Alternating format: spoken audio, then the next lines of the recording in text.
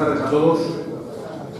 En primer lugar, agradecerles a todos la asistencia a este ciclo de jornadas, de conferencias que vamos a llevar durante los próximos 3 jueves, en el cual, bueno, pues España en armas, milicias y tercios de los siglos XVI y XVII, y bueno, pues desde la Asociación de Mayordomos pues, queremos seguir llevando esta labor de divulgación que cada año llevamos a cabo y bueno, y en este caso concretamente sobre uno de los pilares básicos de nuestra asociación y de nuestras fiestas patronales, como son las milicias de los siglos XVI y de los siglos XVII en España. Entonces, bueno, pues como saben, se van a llevar 3 conferencias. Hoy, inicialmente, la conferencia irá a cargo de Manuel Rivera y titulada Las pervivencias de las milicias en los rituales festivos, cuya presentación realizará quien fuera anterior secretario de nuestra Asociación de Mayordomos, actual vicepresidente en funciones, Gabriel López.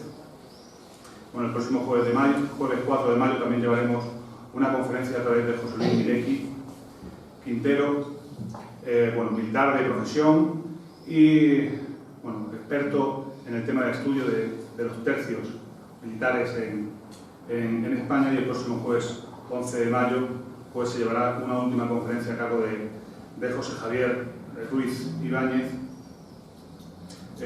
titulada pues Servir al Rey como súbdito, servir al Rey como ciudadano, las fuerzas defensivas de la monarquía hispánica en su edad de oro, y cuya presentación irá a cargo de Francisco Javier Guillamón Álvarez. Entonces, pues nada, simplemente quiero agradecer a la Asociación GEICLA Siglo de Oro, que juntamente con nosotros organiza este ciclo de conferencias, al igual que con la Universidad de Murcia y, por supuesto, con la Red Columnaria y la Concejalía de Cultura de nuestro Ayuntamiento.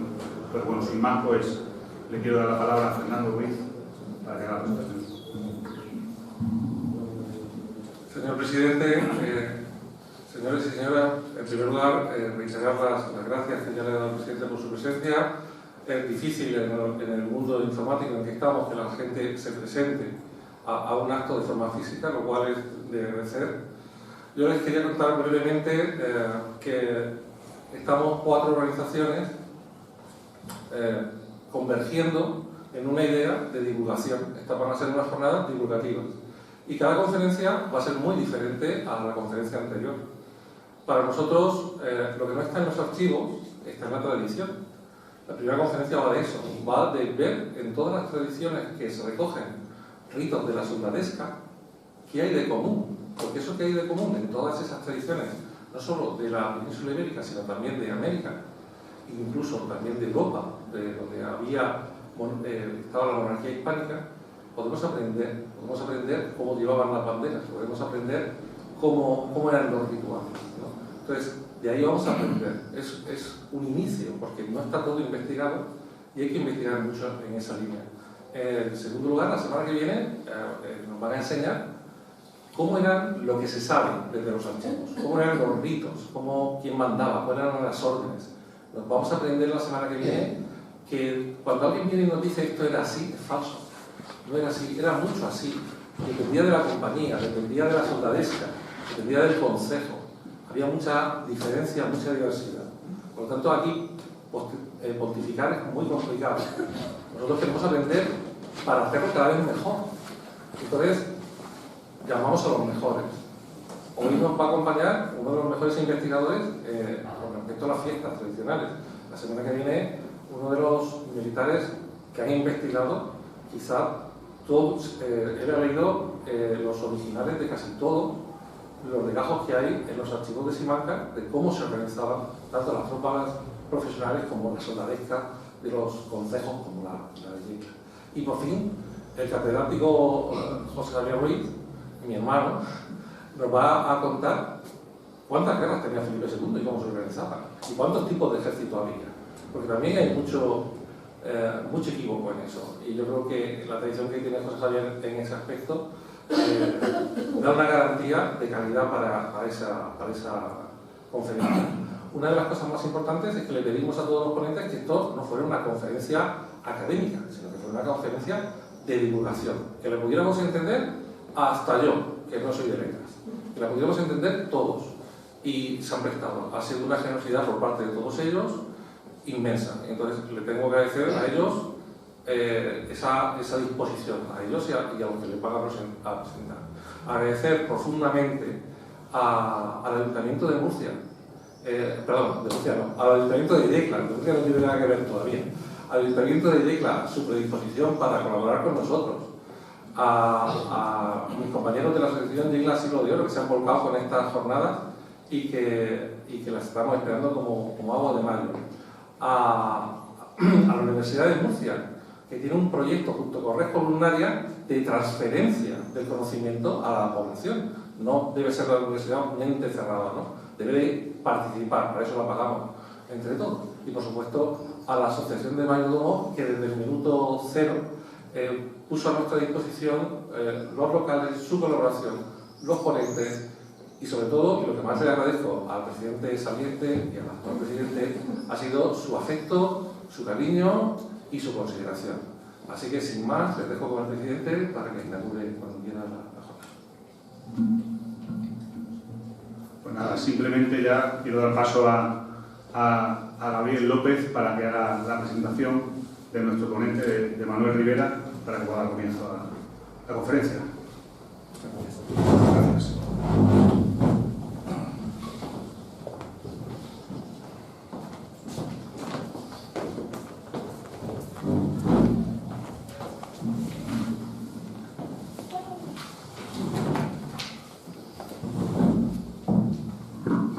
Bueno, buenas tardes a todos y a todas.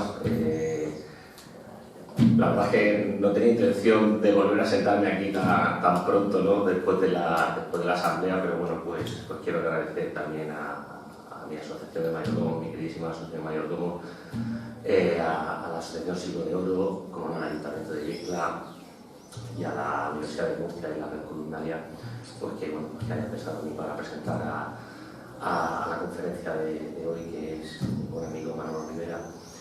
Y bueno, pues que habla de un tema tan importante como son las milicias y la vinculación que tienen con nuestras fiestas patronales.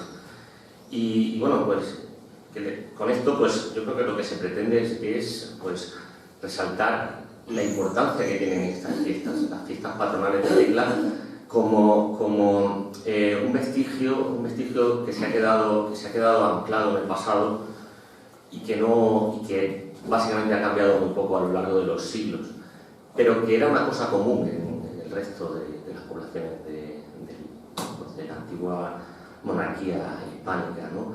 Pero bueno, que solo ha sobrevivido en Yecla. Bueno, vamos a ver. Bueno, yo creo que en el ciclo de conferencias que se van a hacer en todas estas próximas 3 semanas, pues como ha dicho Fernando, pues es verdad que son jornadas diferentes, pero todas tienen un eslabón que las une y que al final todas también de una manera u otra se vinculan de una manera u otra con las fiestas de la Virgen. Me vais a decir que estoy hablando mucho de la fiesta de la Virgen. Bueno, obviamente vengo representado por la Asociación de Mayordomos y bueno, pues sobre todo quiero enaltecer esa importancia que tiene. Me gustaría poner un poco en antecedentes la conferencia que nos va a dar Manuel Rivera, por si hay alguien que no está vinculado directamente a las fiestas patronales de Yecla, o no la conoce bien, o es de Yecla, ¿vale? Y hacer una pequeñísima introducción de lo que suponen y cuáles son el origen de estas. Y cómo se ha mantenido un ritual que, como dijo una vez el profesor José Javier Ruiz, que en 3 semanas nos hará una magnífica conferencia, estoy seguro, lo hizo en el pregón de las fiestas de la Virgen del año 2016, dijo así, textualmente, dice: hablar del pueblo de Yecla es tratar de un plural que es a la vez místico e histórico, de un plural que atraviesa los tiempos y que nos convierte a título individual en el eslabón de una historia que es tan nuestra como de los demás. Quiero decir que, sin duda, somos, sin quererlo o queriéndolo, o por cabezonería de los propios yeclanos, por la propia idiosincrasia nuestra, somos protagonistas en primera persona de ese patrimonio global. Y es global porque, aunque de manera tenue y quizás desvirtuada en algunas ocasiones, en algunas poblaciones, era una cosa que se hacía en todo el territorio, pero que solo se ha mantenido aquí en Yecla. Se ha mantenido de manera intacta en su esencia. Eso es lo que me gustaría dejar claro. Como ya sabéis, pues voy a hablar un poquito también, antes de empezar, pues, de lo que son las fiestas de la Virgen. Sabéis que se desarrollan en las primeras semanas del otoño en la ciudad de Yecla y están hechas en honor a la Purísima Concepción. Y digo esto porque Manolo nos va a hablar de los vestigios que quedan y de las pervivencias que quedan en otras fiestas, que van en torno también, se transformaron a fiestas religiosas, ¿vale? Porque esto viene todo de un origen militar, ¿vale? Un origen miliciano, pero bueno, perduraron y se mantuvieron de alguna manera u otra a raíz de una vocación religiosa, ¿vale? Las fiestas de la Virgen tienen una antigüedad de casi 400 años, nos remontamos al siglo XVII, ¿vale? 1642, cuando, bueno, pues se toma como fecha de inicio de las fiestas de la Virgen. Pero lo que sí que es verdad que tenemos claro, y así nos lo confirman los historiadores, que ese ritual viene de mucho antes, ¿vale? Un ritual que, como ya también he comentado, pues que se realizaba en todas partes de lo que era la antigua monarquía hispánica, como ha dicho Fernando también, pues no solamente en el territorio nacional, sino en parte de América, en parte de Europa y bueno, pues en otras zonas de las antiguas colonias que tenía España, ¿vale? Los que conozcáis de las fiestas de Yecla entendemos que hay elementos, ¿vale?, y sujetos que son inherentes a nuestras fiestas, que hay un capitán con un bastón de mando, un alférez abanderado, arcabuceros, hay pajes. Dice, pero yo me pregunto si conocemos de verdad el origen de todos estos elementos. No me quiero extender mucho, porque ya os digo que me gustaría que sea Manolo el que desarrolle, y así lo va a hacer, todas estas cosas. Ninguno, ni Manolo ni yo somos historiadores, para eso ya hay gente que se ha dedicado a estudiarlo, y también pues de ello nos hemos empapado también un poco nosotros. Pero la clave es porque entendamos un poco lo que eran las milicias concejiles que se hacían en el siglo XVI y XVII, que era un ejercicio militar, lo que llamamos un alarde de armas, y que como comentaba, estaba vinculado a las milicias concejiles o municipales, depende cómo le quieras llamar. Unas maniobras que se conservan y que, bueno, pues que cambiaron un poco el sentido, y que, bueno, pues que ahora se realizan en torno a una vocación religiosa como es la Purísima Concepción, como es el caso de Yecla. Ahora Manolo explicará pues otro tipo de vocaciones y otros alardes que también tienen un origen primigenio en ese alarde o en esas milicias concejiles de los siglos XVI y XVII. Pero bueno, pues quiero explicaros un poco así de manera rápida lo que eran las milicias concejiles y la función que tenían dentro del municipio y de la sociedad de la época. Bueno, pues me he hecho un poco un pequeño resumen, así os lo voy a leer así simplemente. Las milicias concejiles porque estaban formadas por hombres de todas las edades y todas las condiciones sociales. Y aunque la mayoría eran artesanos y comerciantes, la organización y funcionamiento de estas milicias variaba según el lugar y la zona y, como no, la época. Pero por lo general eran las autoridades municipales las encargadas de su organización y su mantenimiento. En general eran una forma de defensa ciudadana organizada y dirigida por las autoridades municipales, formada por vecinos y habitantes de las ciudades y dispuestos a defender su ciudad en caso de una amenaza externa o interna. Además de la defensa, también se les encomendaban otras tareas relacionadas con el mantenimiento del orden público y la colaboración con las autoridades en situaciones de emergencia. Voy a poner un pequeño ejemplo. Hay un libro que que editó la Asociación de Mayordomos y que escribió Juan Blasque Miguel, anterior director de la Casa de Cultura, y que, bueno, pues se llamaba El Capitán Martín Sorén Zaplana. En ese libro, bueno, pues explica muy bien el puesto que se le dio a Martín Soriano Zaplana o los encargos que se le hicieron a Martín Soriano Zaplana justo después de la contienda de Vinaroz, que una de ellas fue pues la de salir a detener a bandoleros que rodeaban o merodeaban por las zonas de las sierras Salinas y del Carche y tal. Pues era una función que tenían esas milicias. Y bueno, pues puestos un poco en antecedentes, pues yo ya quiero presentar ya de verdad al ponente de hoy, que bueno, pues como ya sabéis, Manuel Rivera, Manuel Felipe Rivera, los que bueno, pues lo conocemos ya mucho, pues lo llamamos coloquialmente Manolo, yo creo que a él le gusta también. Manolo es arquitecto técnico de profesión, es tirador de las fiestas de la Virgen desde hace ya varias décadas. También compartimos una cosa común, los dos hemos sido secretarios de la Asociación de Mayordomos. Creo que aquí nos hemos juntado unos cuantos exsecretarios de la Asociación de Mayordomos, por lo menos estoy contando a 4. ¿Vale? Y bueno, pues durante los últimos 7 años pues forma parte de la escuadra Retaguardia.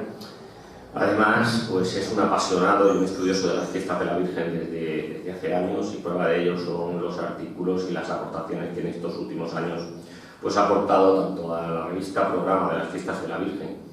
Pero hay un artículo en concreto que escribió en 2013 y que tras un largo proceso de investigación y un gran trabajo, pues dejó una impronta también dentro de esta propia asociación y de bueno, pues de lo que es el conocimiento un poco de las fiestas de la Virgen. Bueno, pues él realizó una investigación en el que señalaba las similitudes que había en distintas fiestas del territorio nacional con las fiestas de la Virgen, comparando los elementos comunes y cómo otros elementos pues habían cambiado, habían evolucionado o se habían desvirtuado con respecto al alarde original que se realiza en Yecla, y que es el que de una manera, como ya he comentado antes, pues así lo atestiguan también los propios historiadores, pues se ha mantenido de una forma más pura. Un artículo que, como ya he comentado, pues ha dejado una impronta y que a muchos nos hizo reforzar aún más la importancia que tienen nuestras fiestas como ese elemento global y que perteneció a todos y que sobrevivió en Yecla en estado puro, luchando contra el olvido, los cambios sociales, legislativos y culturales. Eso sin hablar de que a través de ese propio artículo pues lanzó a la Asociación de Mayordomos a abrir nuevos lazos de unión con otros municipios e intentar pues aprender a confraternizar, a intercambiar opiniones y a mejorar el esfuerzo para seguir conservando ese patrimonio global. También les sirvió a otros municipios para intentar mejorar ellos en su alarde y recuperar ciertas cosas que habían perdido. Bueno, pues yo creo que ese patrimonio global, de lo que bueno, pues hace un poco referencia, y hacía referencia también José Javier Ruiz en ese pregón de fiestas, pues es de lo que entre todos tenemos que intentar mantener, ¿vale? Manolo va a intentar, por lo que me ha comentado, va a intentar profundizar e intentar explicar cómo eran las milicias concejiles y cómo estas han influido en la celebración de las fiestas populares, además de las fiestas de la Virgen, y cómo la presencia de estas milicias históricas en las procesiones religiosas o en las recreaciones históricas es común en muchas ciudades y pueblos de España. Hay que resaltar cómo algunas fiestas populares tienen sus raíces en las celebraciones que las milicias concejiles organizaban para conmemorar victorias militares o para celebrar festividades religiosas. Bueno, pues simplemente ya, yo creo que ya toca dar paso también un poco a Manolo. Yo quiero enfatizar en ese eje primordial, ¿no?, que comentaba. Creo que estas jornadas tienen que servir para saber un poco lo que tenemos aquí en Yecla. Aquí tenemos un alarde que se ha mantenido intacto durante más de 3 siglos, un alarde que es objeto de estudio por parte de muchas entidades y un alarde del que nunca terminamos, ni los historiadores ni los que somos apasionados de las fiestas terminamos de aprender. Un alarde que tenemos que conservar y un alarde y una tradición que tenemos que querer y que es un alarde de todos, ¿vale? Simplemente, bueno, pues decir que después de la conferencia un poco de Manolo, pues se abrirá un poco también turno de palabras para que, bueno, pues entre todos también nos ayudemos a poder pues engrandecer y mejorar en el conocimiento de nuestras artistas. Muchas gracias y paso la palabra a Manolo Rivera. Muchas gracias.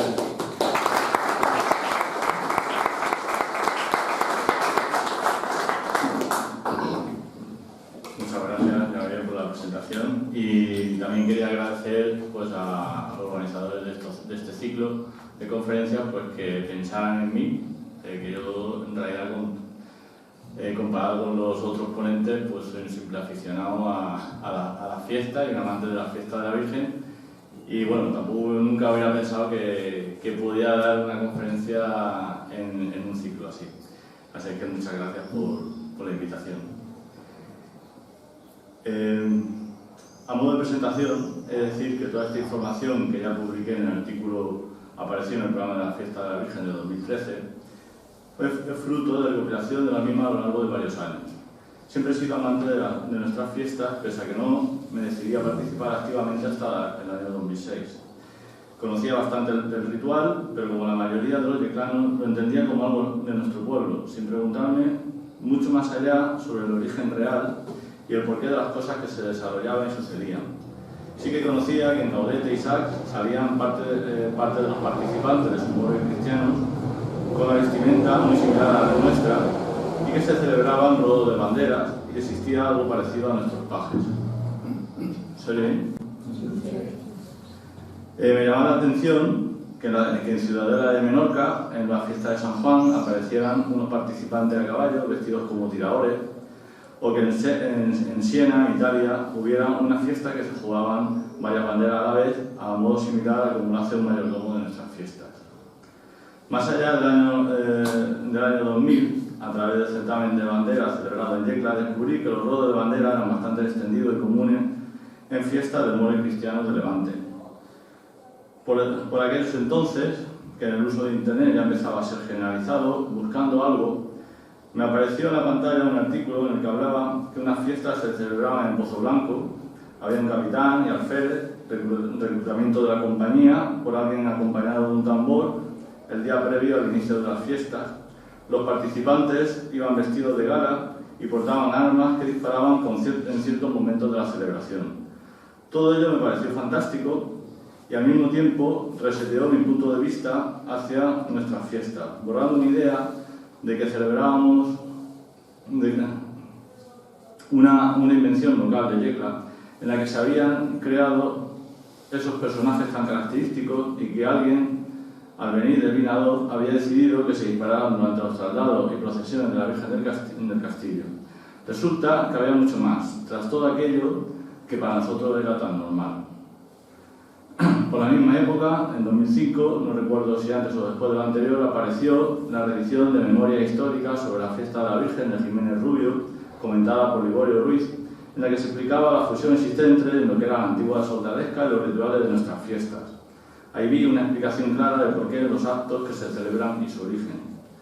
La fusión de toda esta información, de que nuestras fiestas provenían de unos actos militares celebrados comúnmente en toda España, para el reclutamiento de tropas, para la defensa de la nación, y de que en Pozo Blanco se celebraban unas fiestas muy parecidas a las de aquí, junto con el poder que da acceso el poder de información que da acceso a Internet, me llevó a iniciar búsqueda de más datos sobre todo esto que había empezado a descubrir. De lo primero fueron artículos de José Luis Massanet, muy extendidos sus trabajos por toda la provincia de Alicante y fundador de la ONDEF, en los que constantemente se hablaba de la historia de moro y cristiano y su vinculación a la soldadesca, con numerosas referencias al ritual de Yecla.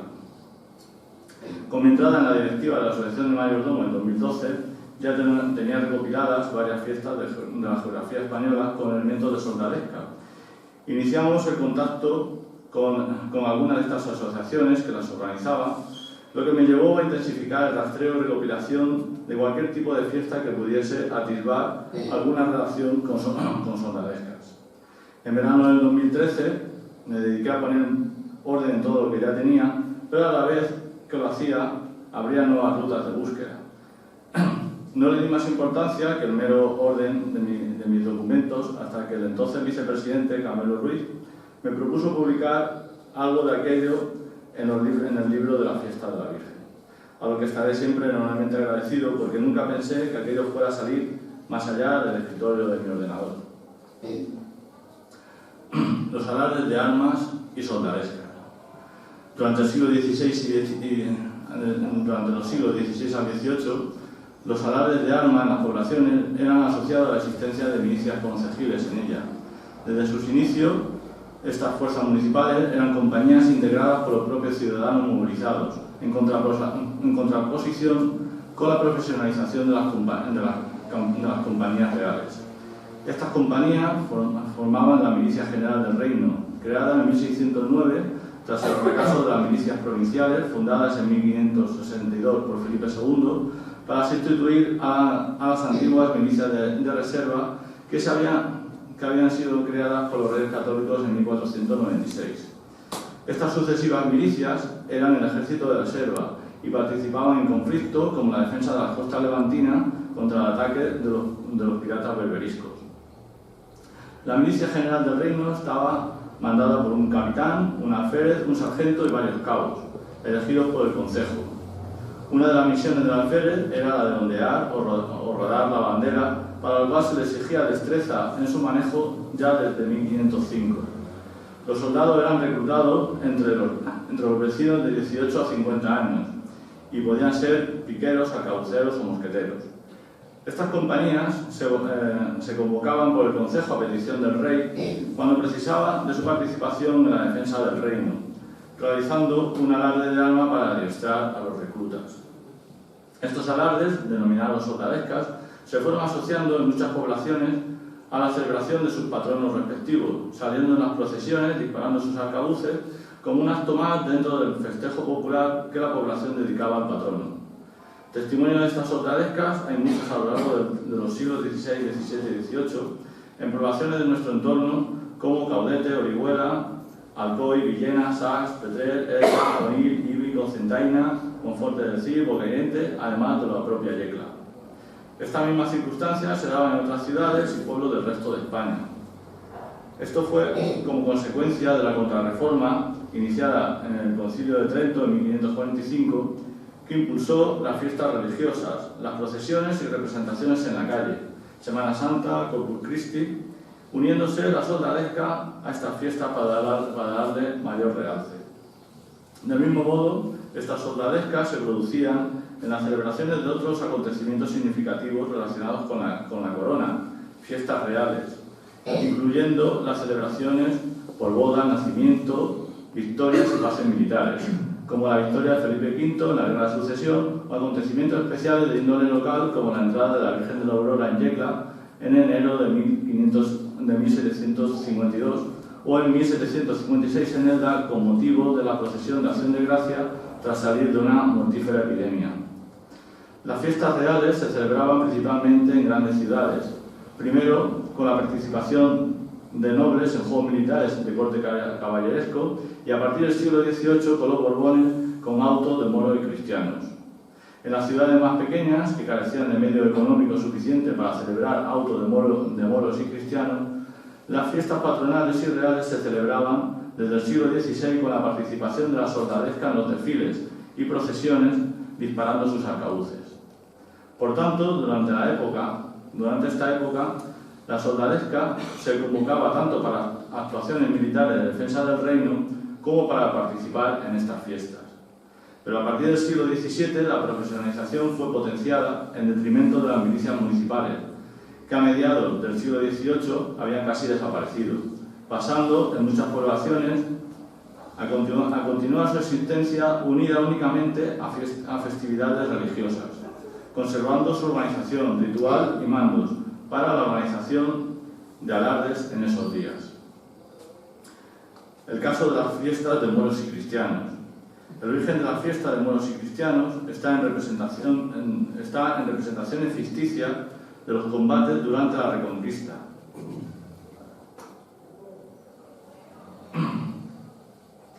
Se hicieron enormemente populares en los siglos XVI y XVII con diversas variantes, comedias, autos sacramentales o representaciones de moros y cristianos, pero siempre con la denominación de fiestas de moros y cristianos. Las más importantes de la zona levantina en la Edad Moderna fueron las de Alicante, que se documentaban entre 1599 y 1789, y que las tomaron como modelo otras ciudades cercanas más pequeñas, como Alcoy, Elche o Orihuela. Pero algunas ciudades pequeñas en las que se celebraba la soldadesca empezaron a celebrar también fiestas de moros y cristianos en los siglos XVII y XVIII, por la influencia de las grandes, cuando los medios económicos se lo permitieron. Así, las fiestas de moros y cristianos se añadieron a las soldadescas en las fiestas reales y patronales. Y la soldadesca participaba en las embajadas, en lo que fue la fusión de las soldadescas con las representaciones o fiestas de moros y cristianos. El siglo XIX trajo el fin del antiguo régimen y el comienzo del régimen liberal. Se sustituyó la monarquía absoluta por la monarquía constitucional, y ello trajo la supresión de las fiestas reales, con motivo de las cuales se venían celebrando mayoritariamente las fiestas de moros y cristianos. En las grandes ciudades supuso la desaparición de estas fiestas, Valencia, Alicante, Orihuela. Sin embargo, se conservó en las poblaciones más pequeñas, en las que se potenció y se extendió a otras poblaciones que ya tenían soldadescas unidas a sus fiestas patronales. Al unirse de forma generalizada estas fiestas de moros y cristianos a las soldadescas persistentes al norte de la provincia de Alicante, surge y se desarrolla la variante levantina de la fiesta, que se caracteriza por la arcabucería, los desfiles o entradas y la existencia de varias comparsas. En las embajadas y guerrillas de todas estas poblaciones empezó a participar la soldadesca, disparando sus arcabuces para significar la batalla que se representaba. En dichas embajadas, la antigua soldadesca se convirtió automáticamente en la comparsa de cristianos, conservando todos los elementos y características propias de la milicia, como el traje militar, los cargos de capitán, alférez, sargento y cabo. La nueva comparsa de moros también adoptó la misma estructura de cargos, aunque utilizó el traje a la turca. La denominación soldadesca de moros y cristianos se mantuvo durante todo el siglo XIX y en Villena concretamente hasta 1900, el último año que se disparó en la procesión general. Hay que diferenciar este tipo de festividades de aquellas que han seguido este hilo conductor y las que directamente han copiado el modelo del siglo XX de desarrollo de la fiesta y que por tanto no provienen de ninguna soldadesca, aunque antiguamente existiera en esas poblaciones. Aquí, bueno, pues estoy poniendo a la misma vez unas imágenes de moros y cristianos, puestos principalmente que se viera el tema de la bandera, porque sí que es verdad que hay muchos rasgos que, aunque mantienen el disparo, pero los rasgos actualmente que los puedan emparentar con la soldadesca son muy difíciles también de encontrar hoy en día.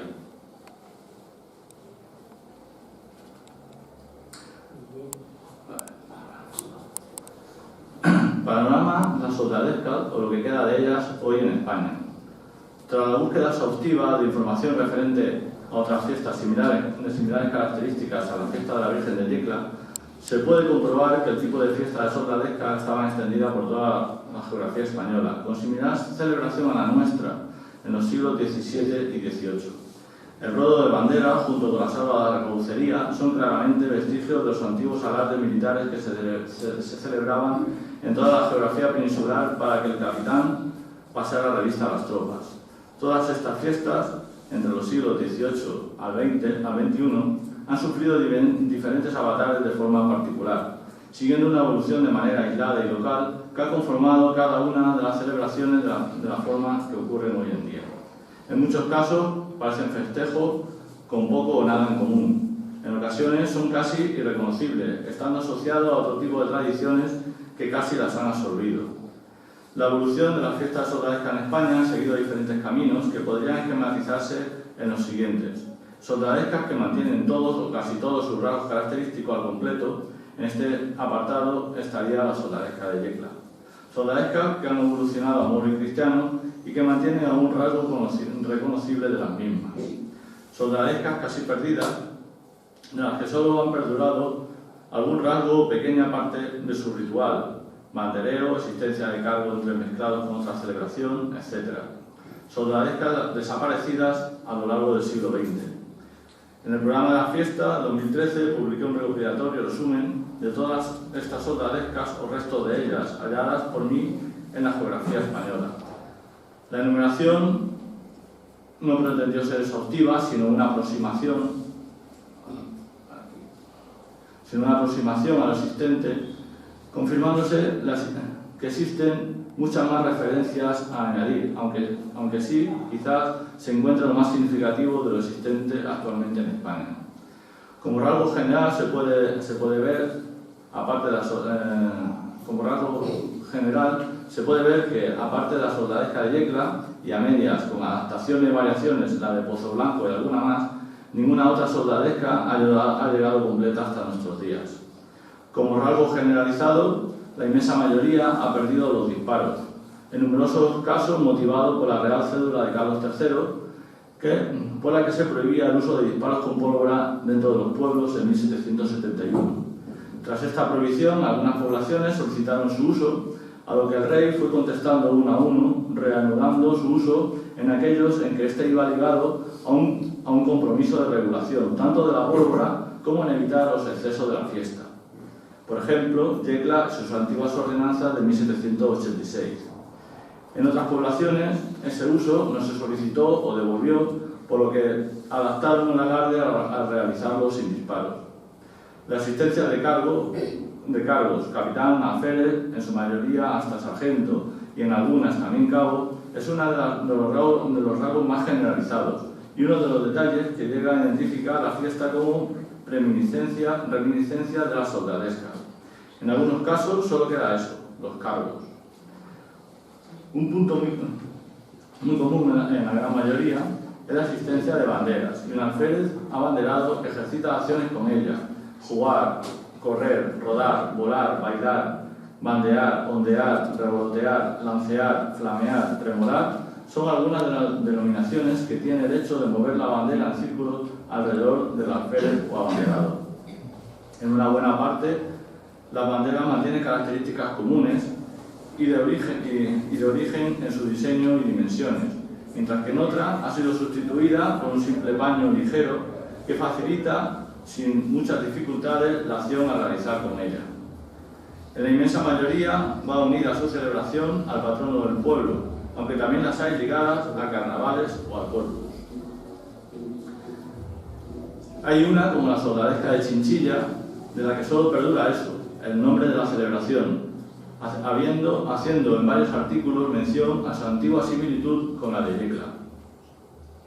La fiesta relacionada abarca un total de 16 provincias españolas: Albacete, Cuenca, Toledo, Guadalajara, Soria, Teruel, Granada, Jaén, Córdoba, Almería, Burgos, Murcia, Valencia, Alicante, Guipúzcoa, con un total de 85 referencias enumeradas, viendo la entidad de las poblaciones donde se celebran, la inmensa mayoría se desarrollan en pueblos de muy escasa población.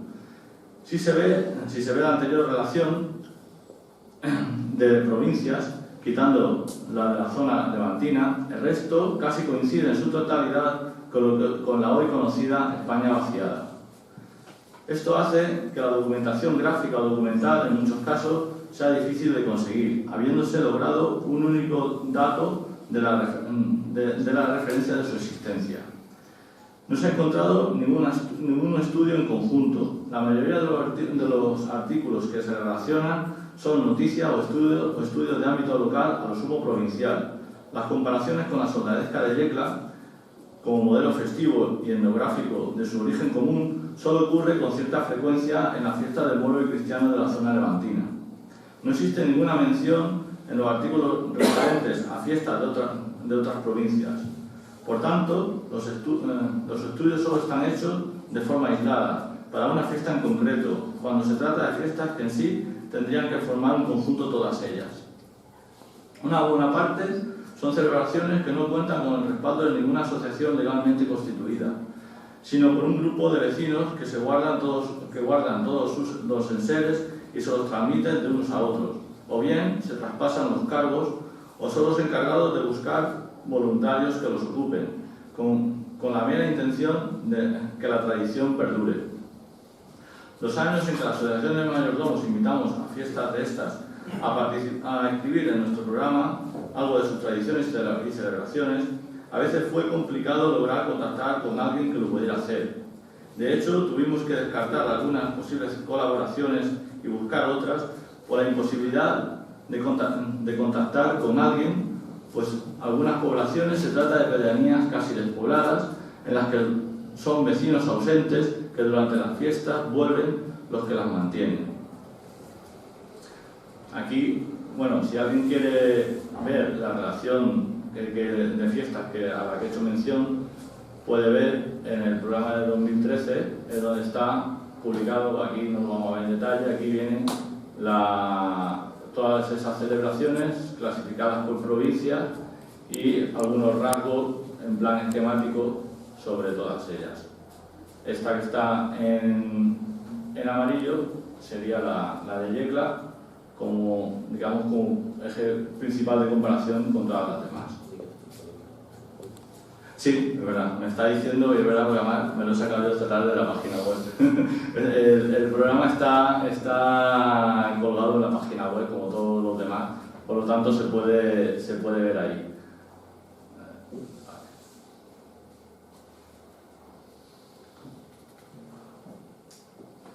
A ver, creo que lo he hecho al revés. Ahí, vale.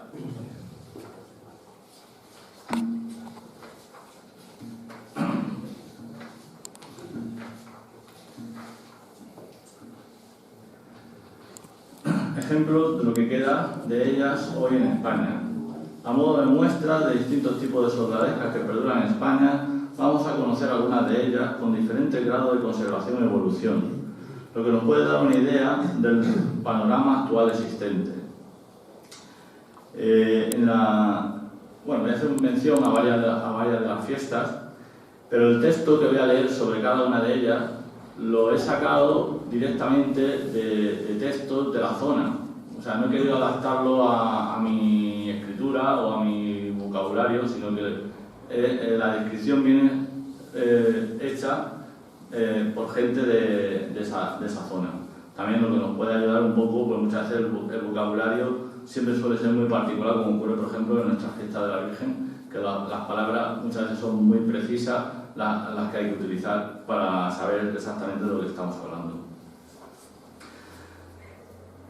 La primera sería, voy a empezar por soldadescas que mantienen sus rasgos característicos, aunque han perdido otros. Digamos que son las que más puramente se conservan. Solamente voy a nombrar algunas de distintas zonas de España. La de Yecla no la voy a dar a conocer porque sobradamente la conocemos. Entonces la primera sería la fiesta de la Virgen de Luna de Pozo Blanco, en Córdoba. Los mandos de la cofradía están compuestos por un capitán, un alférez abanderado, un sargento y 2 cabos, uno de filas y otro de retaguardia, todos ellos nombrados por la cofradía entre sus hermanos.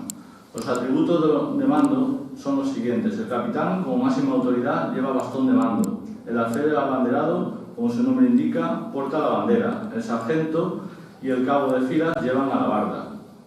El cabo de retaguardia sustituye a la alabarda por el sable o espadítes enfundado, que le sirve para ordenar disparar a la escuadra de retaguardia al cerrar las armas reglamentarias.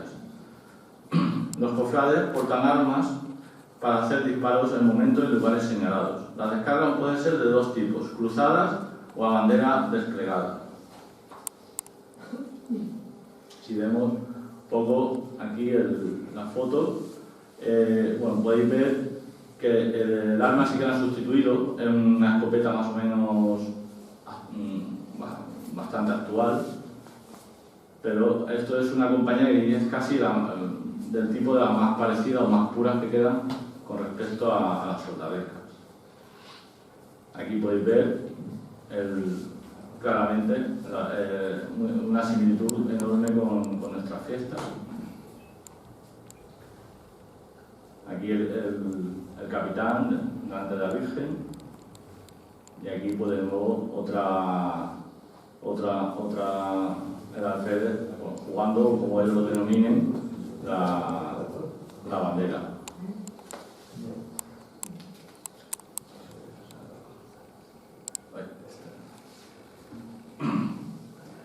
La siguiente fiesta sería el pregón de los jefes, en Santo Domingo de Silos, en Burgos.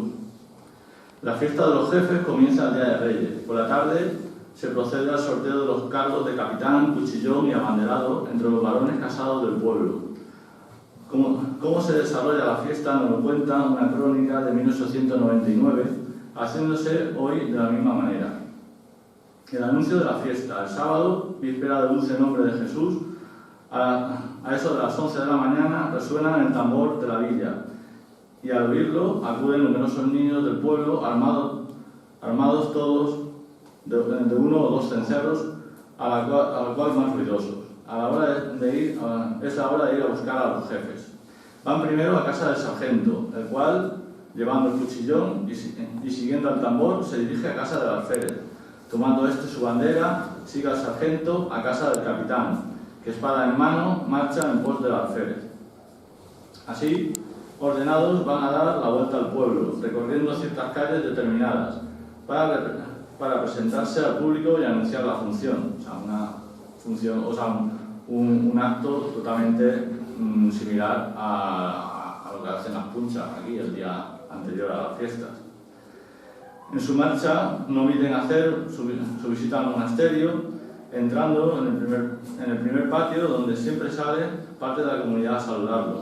Después de dar vueltas al patio, el alférez tremola y hace ondear la bandera, mientras gritan todos los de la comitiva: ¡Viva el dulce nombre de Jesús! Concluida la carrera, llevan a su casa al capitán, luego al alférez y al fin al sargento. Aquí son en principio solamente 4 los participantes, que son los que están vestidos.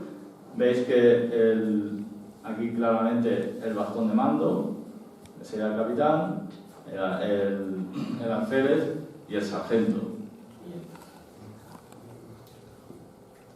Sí, y el caja. Exactamente, que al final es también el que va mandando, el que va dictando las órdenes con el tambor.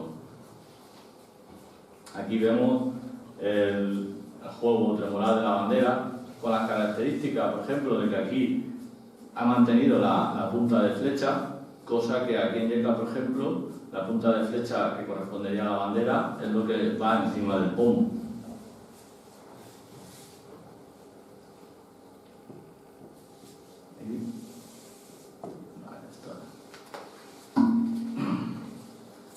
La siguiente sería Soldadesca Villar del Pedroso en Cáceres. La recogida de los miembros de la soldadesca es uno de los momentos álgidos de toda la celebración. Los participantes en la organización del carnaval guardan una jerarquía que tiene connotaciones militares que van desde el sargento, bastonero, teniente, general, además de los abanderados.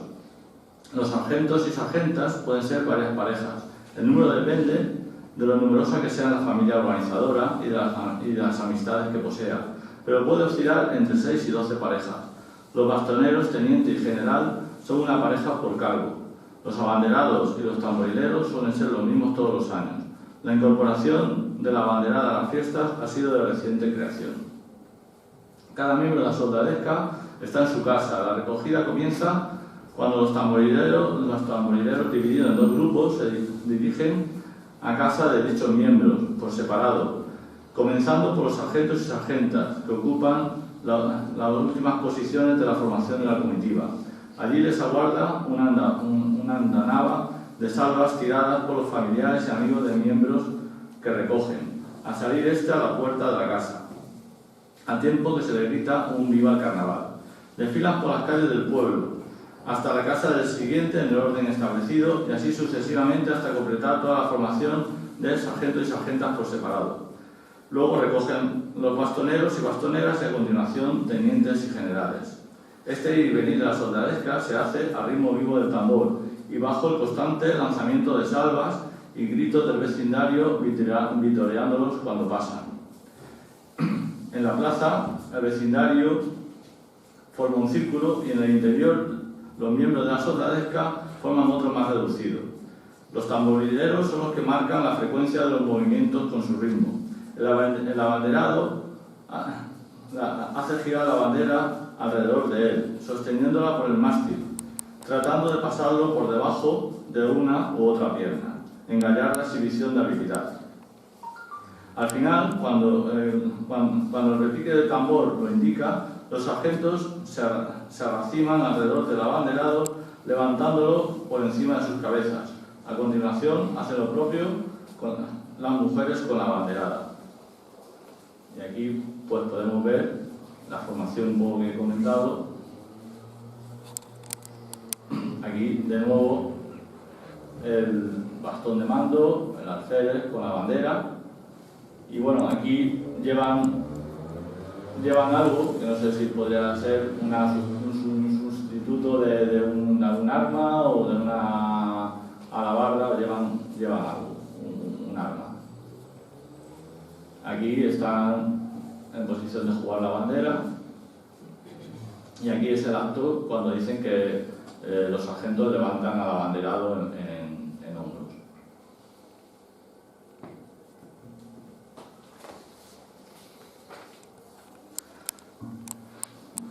Soldadesca y botarga Virgen de la Paz en Mazueco, en Guadalajara.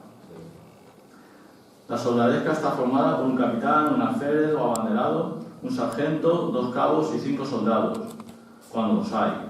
La despoblación tiene sus propias leyes, incluso en los pueblos tirando a grandes como este. Bueno, esto como he dicho que es un texto sacado, ellos dicen tirando a grandes como este, pero desde su punto de vista, porque es una población muy pequeña. Mientras hubo quintas, los quintos eran los que integraban la soldadesca. Desde que no las hay, son los hijos de los hijos del pueblo los que se animan a vestirse. Algún tiempo llegará en que sean los hijos de los hijos de los hijos del pueblo, según vaya siendo menos los que vivan aquí todo el año. Y un poco aquí pues lo mismo, el desarrollo de la fiesta y las alabardas que llevan, que tienen bastante similitud, o puede interpretarse que tienen bastante similitud con la que nosotros utilizamos. Fiesta Virgen de los Remedios, Campoteja, de Granada. En el último fin de semana de abril tiene lugar la fiesta de la Virgen de los Remedios, patrona del municipio, con la antigua tradición de los tiradores. Este acto conmemora el reclutamiento por don Alonso de Granada de un centenar de hombres para combatir a los moriscos.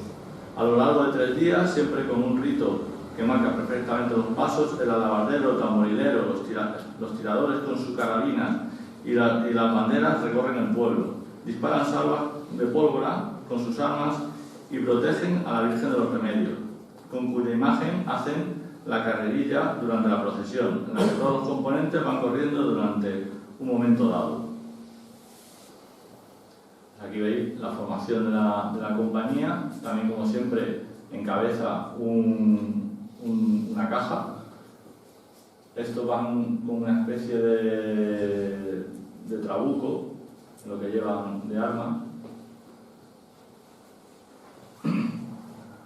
Y aquí, bueno, este hombre que va vestido como de policía, lleva también aquí, si veis, lleva pues algo que podría recordarnos a nuestro pomo. El tema este de los gorros de flores, en Granada también hay otra fiesta, en Bezna, que también es muy parecido, y en Jaca también existe. Eso también puede tener una cierta tradición, una cierta curiosidad de investigación, el hecho de que en unas partes tan alejadas de España se use el mismo tipo de gorro. Y aquí, pues la bandera, que como veis, pues seguramente la bandera original se perdió totalmente y hoy en día pues se juega una tela. Y a la misma vez, pues por el humo que se ve, están disparando mientras están jugando la bandera.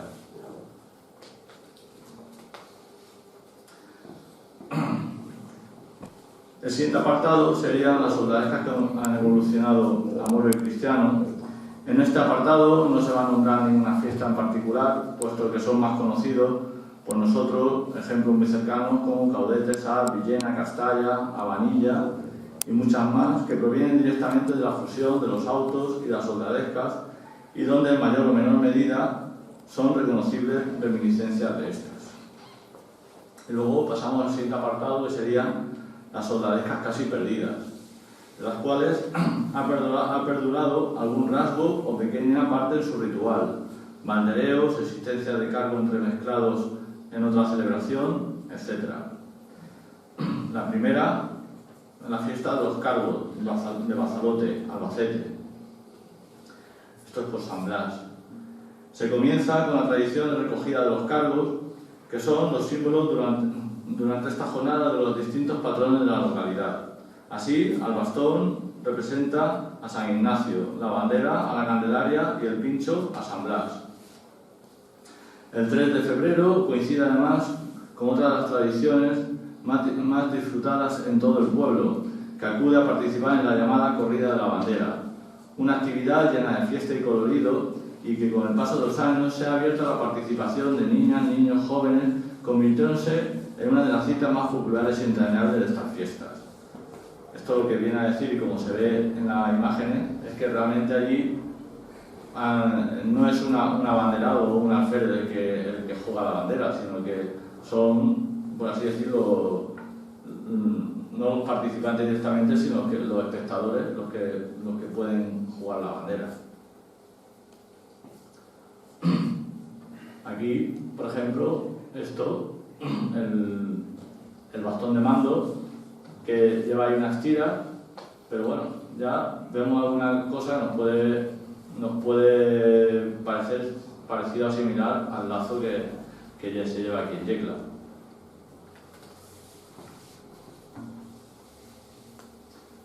Esto es una foto más antigua y como veis, los mismos símbolos son los que llevan y portan.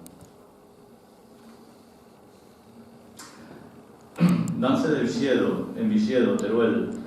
El dance de Visiedo representa elementos comunes a los otros dances aragoneses. Únicamente aparece el personaje del abanderado que demuestra su destreza con la bandera. Gonzalo Vallespí recoge la opinión de Lisa Sánchez, que afirma que estos juegos de banderas deben relacionarse con ceremonias militares. Curiosamente, este personaje aparece en el dance de Lidón, otra ciudad cercana, localidad muy próxima a la nuestra. No podemos determinar su cronología. Los textos más antiguos que hemos podido recoger corresponden al siglo XIX. Probablemente, al igual que ocurre en el resto de la geografía aragonesa, el dance de Visiedo surgiera en el siglo XVIII, aunque pueda tener elementos anteriores. Dance se refiere porque en realidad es un baile folclórico lo que se realiza. El mayoral es el jefe, representa la autoridad, va elegantemente vestido, con bastón de mando y sombrero adornado con cintas de colores. El abanderado aparece vestido igual que el mayoral y nos muestra su destreza con la bandera. Este particular personaje solamente aparece en los dances de Visiedo y de Lidón, aunque se tiene constancia de que se realizasen juegos de bandera en los dances ya desaparecidos de San Blas y Cella, que son otras poblaciones cercanas de Teruel. Curiosamente, el abanderado maneja la bandera del pueblo, también conocida como la bandera del dance, que ha sido recuperada recientemente, y gracias al estudio encargado por el Ayuntamiento podemos saber que se trata de una bandera que, al igual que la de Lidón, corresponde por su tipología a modelos vigentes en el ejército español entre los años 1680 y 1728. Según los trabajos de investigación de Manuel Monreal Casamayor, la bandera de Visiedo perteneció al regimiento Ibáñez, compañía de los hombres de Visiedo que lucharon a favor de Felipe V en la Guerra de Sucesión Española.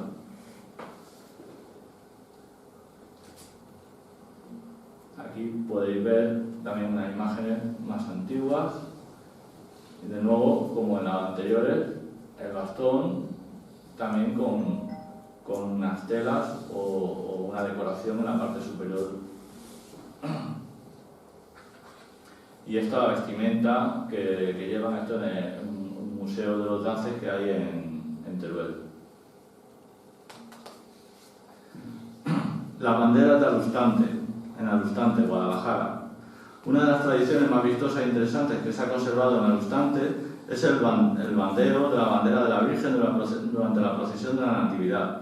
Su origen parece remontarse a principios del siglo XVIII, aunque no debe descartarse que tuviera mayor antigüedad. Parece que su origen se encuentra en un alarde o parada militar de una pequeña milicia local que tenía lugar el 8 y 9 de septiembre y tal vez también el 15 y 16 de agosto, una de las fiestas principales del pueblo en el pasado.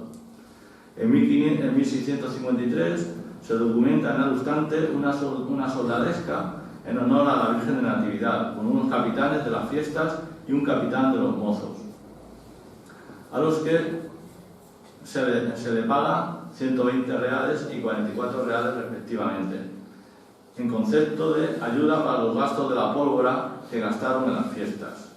Aunque no se especifica cuándo ni cómo se gastaba esta pólvora, pudo tratarse de un uso en forma de salvas disparadas por un pequeño ejército de lugareños en honor de la Virgen durante la procesión. Comienza el bandeo. Por medio de juegos de muñecas se realiza una serie de ejercicios en los que se trata de mantener desplegada la bandera, excepto en el que consiste en enrollar y desenrollar la bandera, en un continuo baile amenizado por la música que antaño era de la dulzaina y tamboril. Posteriormente, tanto con bandas de música como la charanga, se ha impuesto el tiempo del pasodoble, ignorándose si existió antaño algún tipo de música específico para amenizar el acto. Y de nuevo por aquí podéis ver pues, lo que se escribe sobre el juego de la bandera. Y como veis, esto prácticamente se mantiene la bandera y poco más. La compañía está reducida a nada prácticamente.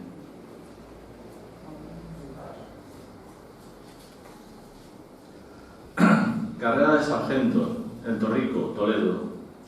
El carnaval es muy festejado en El Torrico, pues se realiza la popular carrera de sargentos. Este acto es protagonizado por la escuadra de ánima que está formada por los sargentos, las sargentas, los oficiales, el tamborilero, el abanderado y la capitana.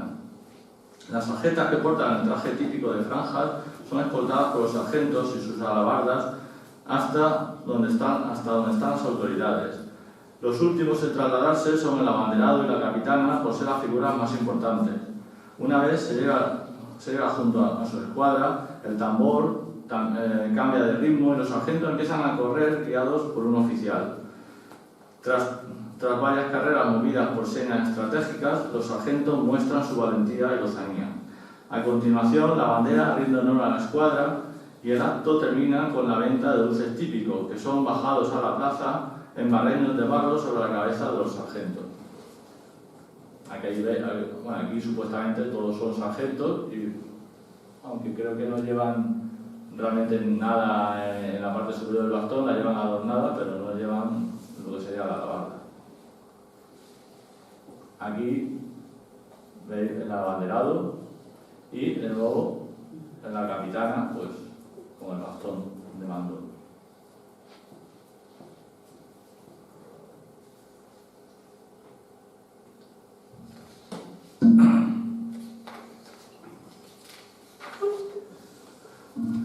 Pinochada de Vinuesa, Soria.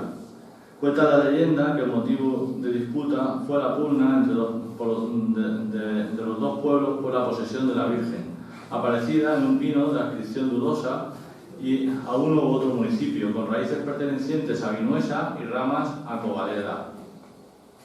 Dos son las cofradías que organizan y participan en la Pinochada, la de Nuestra Señora del Pino, formada solo por casadas, y la de San Roque, exclusivamente de solteras.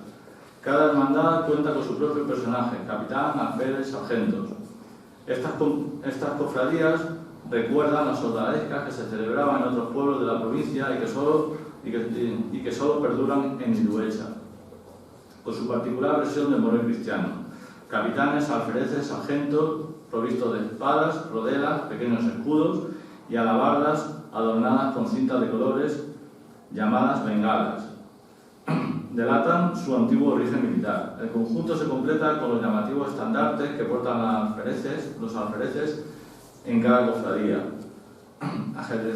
ajedrezado en el de San Roque y con una especie de signo solar en el de la Virgen. Estos estandartes serán ondeados en cada uno de los actos que se desarrollan durante estos días.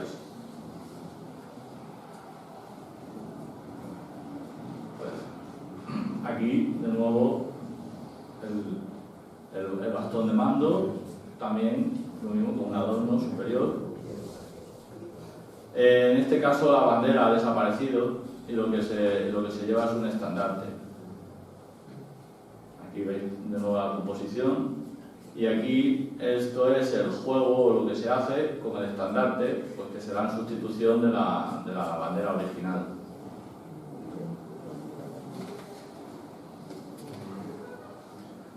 Alabardas de Orgaz, Toledo.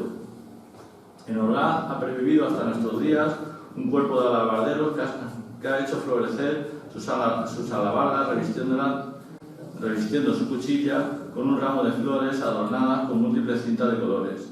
El origen de esta soldadesca es claramente militar, posiblemente ligado a los reclutamientos que se llevaban a cabo para que los mozos de los pueblos fueran a servir al rey, teniendo un especial significado el baile de la bandera, como muestra de una habilidad castrense. La alabarda de Orgaz son un elemento esencial del folclore local, con una gran tradición y muy arraigada entre su gente, que sienten como vibra su corazón cuando escuchan el redoble de los tambores y el sonido de los clarines por sus calles y sienten una emoción especial al ver bailar la bandera. Aquí veis la composición de la compañía por los alabarderos. Y esta foto, pues que me pareció muy curiosa porque perfectamente puede ser un hecho, un antecedente de nuestro pomo.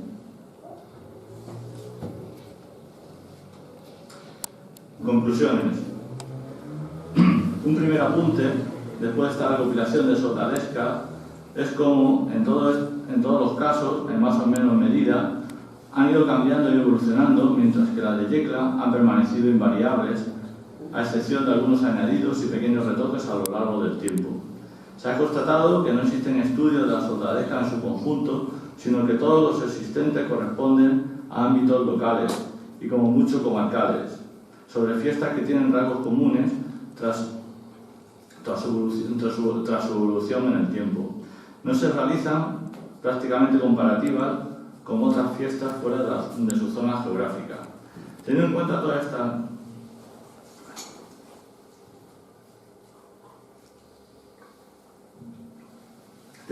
toda esta fiesta, que todas estas fiestas proceden de una celebración de soldadesca y que únicamente perdura en la actualidad la celebración de la de Yecla en su estado más puro, no se ha encontrado ninguna referencia a la misma en trabajo de un ámbito geográfico más allá de la zona levantina. Este hecho nos da a entender el potencial por desarrollar con que cuenta nuestro alarde en cuanto a difusión y conocimiento de la misma fuera de nuestro ámbito. El conocimiento sobre la soldadesca de Yecla podría y debería servir de base para investigaciones en el ámbito de otras fiestas. Estas circunstancias de la invariabilidad a lo largo del tiempo incrementa enormemente el valor cultural de nuestras fiestas, pudiéndolas calificar de monumento vivo, responsabilizándonos de su perdurar en el tiempo y más aún de su puesta en valor para dar a conocer este hecho único en España, celebrar una fiesta en el siglo XXI al estilo del siglo XVII, con soldadesca brindando salvas y honores a una imagen religiosa, durante su traslado procesional, siguiendo un ritual militar de la época. Tras demostrar que las fiestas de soldadesca estaban extendidas por todo el territorio nacional a lo largo del siglo XVII y XVIII, a través de lo que hoy queda de ellas en diferentes fiestas y territorios, queda claro el valor histórico y cultural de la soldadesca de la Purísima, que ha logrado sobrepasar el tiempo permaneciendo prácticamente inmóvil en sus características. Tras la consecución del BIC, hay que aumentar su puesta en valor, incluyéndola en la lista representativa del patrimonio cultural y material de la humanidad de la UNESCO, como punto definitivo para su protección y difusión. Pero esta inclusión tendría mucho más sentido y valor si si lo que se incluyera fuera el conjunto de celebraciones de soldadescas. Con esto ya he terminado.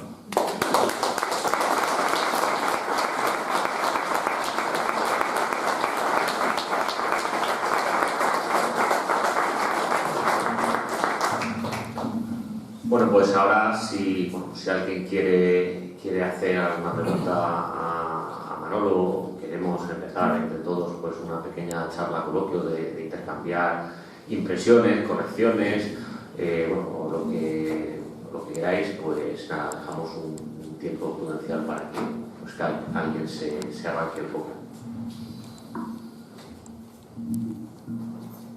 Bueno, yo en primer lugar quería darte las gracias, Manolo, por la conferencia que nos has hecho y bueno, por todos los antecedentes que nos has puesto de todas las fiestas que se están desarrollando por el panorama español y que bueno, que tienen ciertas similitudes con la nuestra. Y sí quería hacerte una pregunta, dentro de todas estas festividades, ¿cuál se podría decir que es más semejante a las que se desarrollan en la fiesta de la Virgen en relación a mantener esa tradición y esa largura? Sí, bueno, pues yo por lo que he visto y prácticamente casi seguro, la de Pozo Blanco, y también hay algún pueblo alrededor, porque en realidad Pozo Blanco, la festividad es con una virgen que en distintas épocas del año pertenece a un pueblo y otras veces pertenece a otro. Y entonces está Pozo Blanco y el pueblo de al lado, que ahora mismo no me acuerdo cuál es, que vienen celebrando de la misma forma. Y también hay algún pueblo, esto además sí. Nos vamos al principio, lo he puesto por aquí. A ver. Sí, lo veis. Estas son las de Pozo Blanco. En realidad esto son las más similares en cuanto al ritual, es el más parecido al nuestro. La diferencia está en que disparan con escopetas de cartuchos de fogueo y no ni siquiera con arcabuces, no, pero ni siquiera con trabucos y no usan pólvora. Pero estas son, esto que no sé si hay 2 o 3 similares a estas, son las más parecidas. ¿Lo del disparo con mecha es únicamente en Yecla o sabes si hay otra localidad que dispare con mecha como nosotros?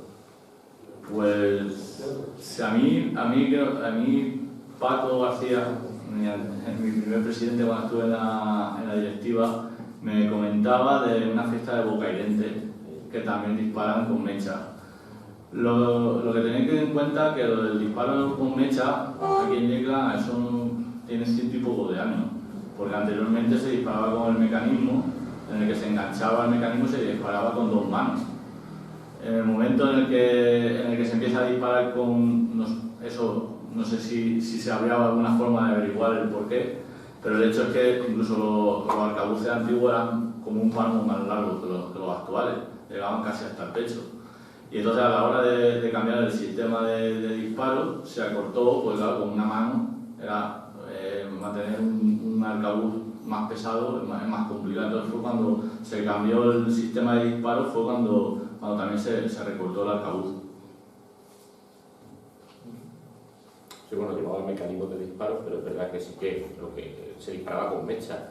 Lo que sí que es cierto es que llevaba la palanca, que llevaban los arcabuces antiguos, y bueno, pues hasta lo que yo sé, pues es verdad que ese sistema de disparo muchas veces ya el arcabuz fallaba más porque bueno, pues no llegaba, tenías que ir controlando la mecha y tal, y sí que es verdad que hasta lo que yo sé, no sé si alguien me puede corregir, pues fue ya a raíz después de la guerra civil cuando el mecanismo un poco pasó a ser una norma, ¿vale? Pero sí que es verdad que bueno, pues durante la época de los años 30 los arcabuces quedaron requisados y bueno, pues luego hubo que recuperar un poco, después de la guerra civil hubo que recuperar los arcabuces y ese mecanismo pues ya, pues, bueno, también por economía y porque bueno, pues España pasaba una crisis bastante grande a todos los niveles, pues empezó a desaparecer de los arcabuces y quedaron ya muy pocos. En el Museo Mariano hay algunos y supongo que hay algunos más en manos privadas de los que sobrevivieron aquello.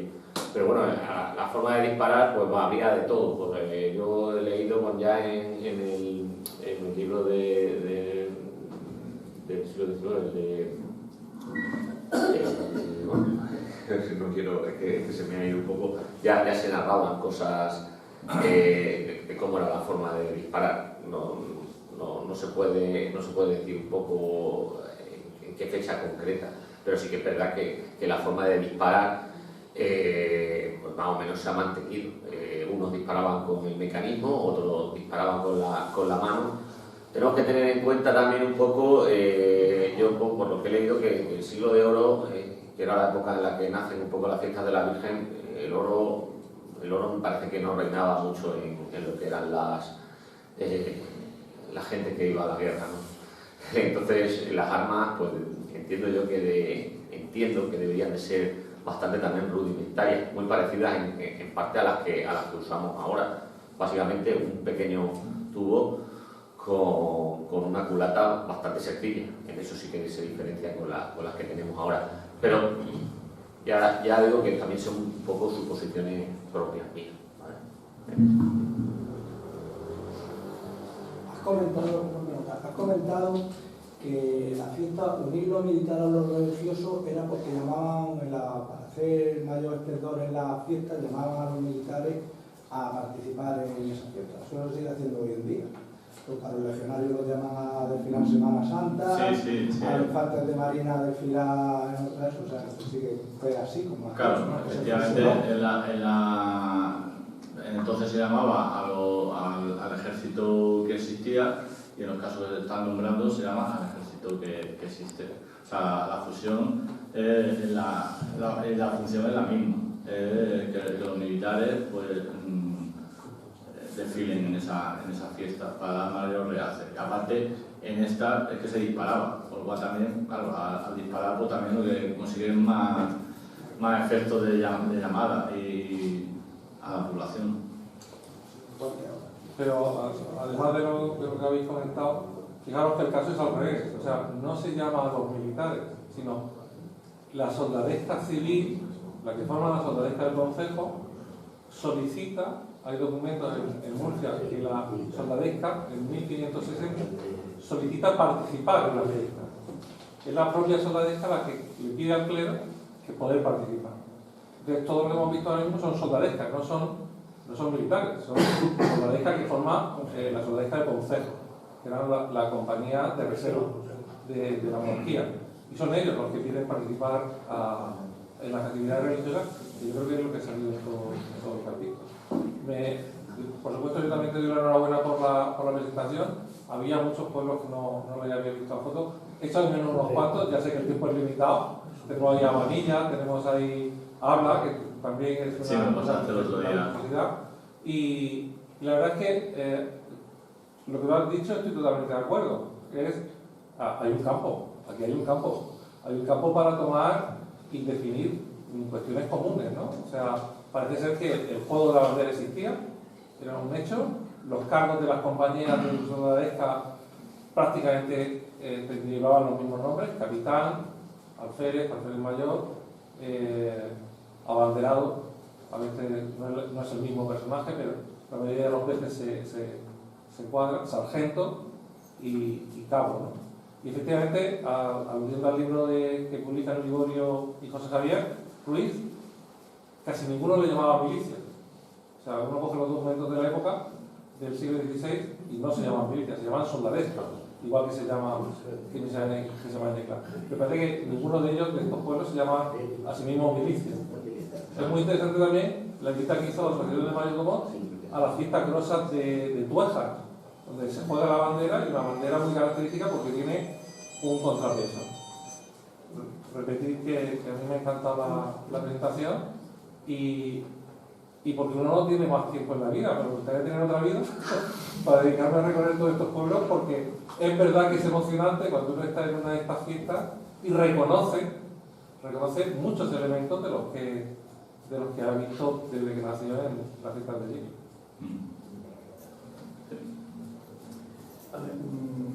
Se sale un poco del tema, pero es con relación a las fiestas también. En el pueblo de Yecla, según se ve en internet, está hermanado a través de las fiestas con Mirao y el barco de Ávila. Pero hay un pueblo, sabes que en estos dos pueblos más o menos sabemos por qué están hermanados. Pero hay otro pueblo que se llama Irún, y resulta que viene en internet que Yecla está hermanada con Irún. Yo me he intentado, sí, y vosotros que sois investigadores y que os gusta trabajar con eso, y Fernando también, yo hasta una vez llamé al ayuntamiento de Irún para ver si conocían este tema, y no hay, pero sin embargo estamos hermanados con ellos. ¿Vosotros habéis visto algo? ¿Vosotros que habéis trabajado en la investigación y todo eso? No, yo por lo menos no conozco ningún dato de ese tipo. Pues queda reflejado, no sé si será por la pólvora, porque allí están las armas, y a lo mejor a través de los alcabuces, una cosa de esa. Pero no, es solamente una anécdota nada más. Yo lo decía por eso, porque habéis trabajado mucho en eso los dos. Pues tú lo miras y lo verás. Sí, Pepe. Yo quisiera saberlo, en todo esto pequeño estudio que hay haciendo sobre toda la fiesta de todos los pueblos, veo que lo que todo ve también un poco es que perdure el recuerdo de lo que se hacía anteriormente y que perdure hoy en día, ¿no? Y entonces, en todas las positivas que has puesto ahí, nada más he visto un pueblo que la vestimenta concuerda con el siglo XVI, XVII. ¿Ha leído algo de por qué se van cambiando, por qué se pierde la vestimenta? O sea, se mantiene el hecho, pero se pierde la vestimenta. Sí, yo creo que sí, yo sé que a cuál te refieres, a de Mazueco. Creo, me hace sospechar que esa vestimenta no es auténtica, sino que es una recreación actual de una vestimenta anterior. Normalmente, cuando una fiesta que ha durado desde 4 siglos, por ejemplo como la de Yecla, lo normal es ir captando cosas y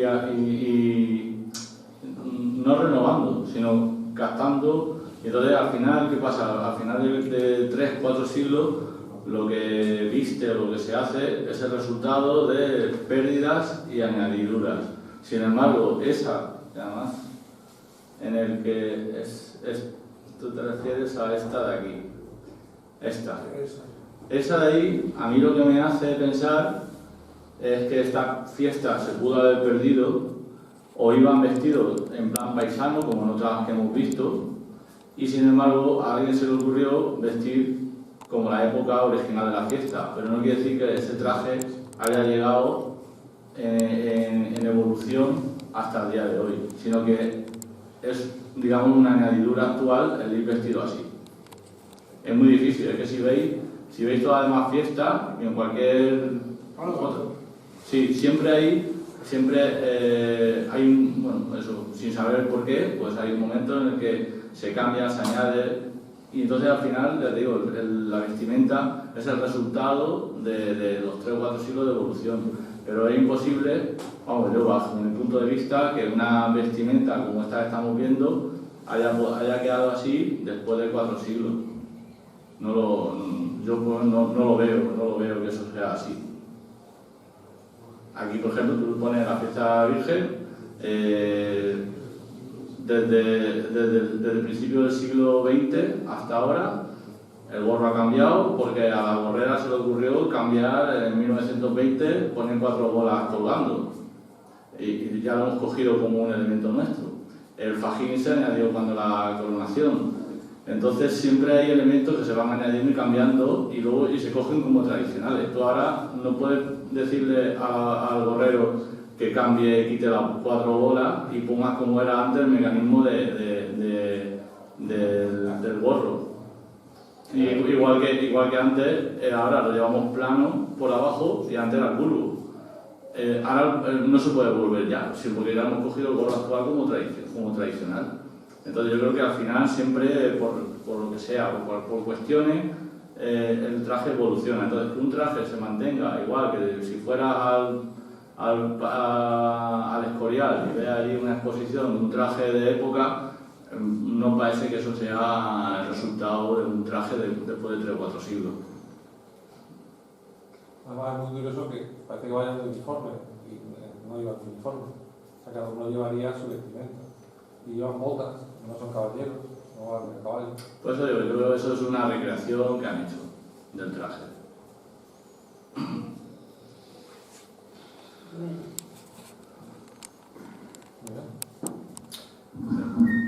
Bueno, pues si ya no hay ninguna pregunta, pues yo creo que finaliza la conferencia de hoy y bueno, pues si me permite el presidente de la Asociación de Mayordomos, pues os emplazo a todos a la próxima conferencia que tendrá lugar el próximo jueves 4 de mayo y que, bueno, pues que estará a cargo de José Luis Mirequi Quintero, ¿vale? Y estará presentada por mi buen amigo Tomás Jacinto Ruiz, que también nos podrá hablar mucho de armas con respecto a la pregunta que ha hecho Francisco. Vale, pues muchas gracias a todos.